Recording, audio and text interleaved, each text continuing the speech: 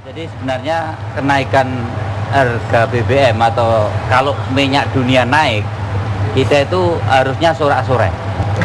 Sorak-sore, karena kita ini negara penghasil minyak ya. Kan itu. Tapi udah keluar dari OPEC. Bentar dulu ya. Karena kebanyakan impor. Untuk eksplorasi dan eksploitasi yang sekarang, kita ini jelas surplus. Hitung-hitungan silakan debat. Maka kemarin saya minta Pak Marzuki undang dong intelektual itu untuk ngitung transparan sebenarnya cash in dan cash out kita itu seperti apa mengenai energi kita. Dan satu hal bahwa kalau pemerintah dengan argumentasinya yang salah ini pun itu juga kesalahan pemerintah. Karena di dalam rekomendasi Panja atau di dalam rekomendasi hak angket BBM, yang pertama tugas pemerintah supaya tidak terjadi kasus yang sama adalah menaikkan lifting minyak sampai 1.200 sampai 1.300. Kedua, bagaimana diversifikasi produk atau BBM dilakukan. Yang tiga adalah inefisiensi di hulu dan hilir. Tiga hal ini kan tidak dilakukan. Nambah sekarang PLN justru 4 triliun.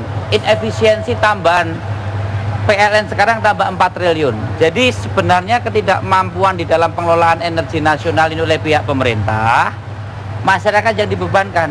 Bahwa lifting minyak kita nggak nyampe seperti argumentasi pemerintah tadi, itu sudah rekomendasi hak angket. Dan itu tidak dilaksanakan sampai sekarang. Walaupun argumentasi itu salah saya katakan, karena perhitungan Agito Abimanyu dan Pak Kwi, sekarang ini pun dengan harga BBM naik, kita tetap surplus. Oke. Mas Atia sekarang. Tidak ada transparansi soal penghitungan ini. Silakan. Ya, saya mau ngoreksi surplusnya Pak Kwik ya yang tadi malam itu. Pak Kwik sama Anggito itu dia lupa gitu bahwa surplusnya dia tidak ngitung subsidi listrik.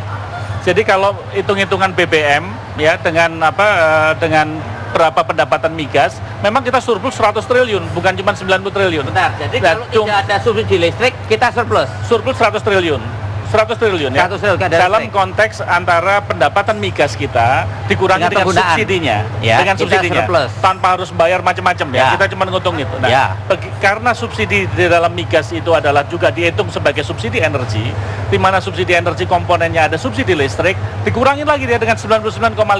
Itu pun kalau nanti Badan Anggaran nyetujui ya permintaan listrik. Nah, itu yang pertama. Yang kedua saya pengen Pak Satya, ya. Itulah kok kelemahan PLN dan pemerintah dibebankan ke rakyat. Nah, begini Pak, itu makanya yang sebenarnya kita gugat. betul. Maka wajar kalau rakyat itu marah mau dimiskinin. Jadi begini Pak, makanya pertemuan kita kemarin itu sangat berarti, jangan salah. Ya.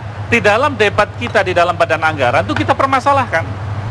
Jadi mengenai bagaimana subsidi listrik yang 99,5 triliun tadi tidak bisa dikurangin lagi. Karena komponen keterlambatan daripada proyek 10.000 megawatt tahap 1 yang tadinya bisa dijadikan batu bara ya, itu juga ternyata 26 triliun sendiri. Nah, itu juga sebentar Pak. Apa yang disampaikan oleh Panja jelas diversifikasi energi. Gas dijual ke Cina yang sekarang dijual dengan harga internasional jauh melampau lebih rendah. Kalau itu kemudian direnegosiasi, kok pemerintah nggak mau kerja keras? Lagi-lagi dibebankan ke rakyat. Dan 33 juta buruh akan menjadi nirpur. Oleh karena itu kami akan melawan.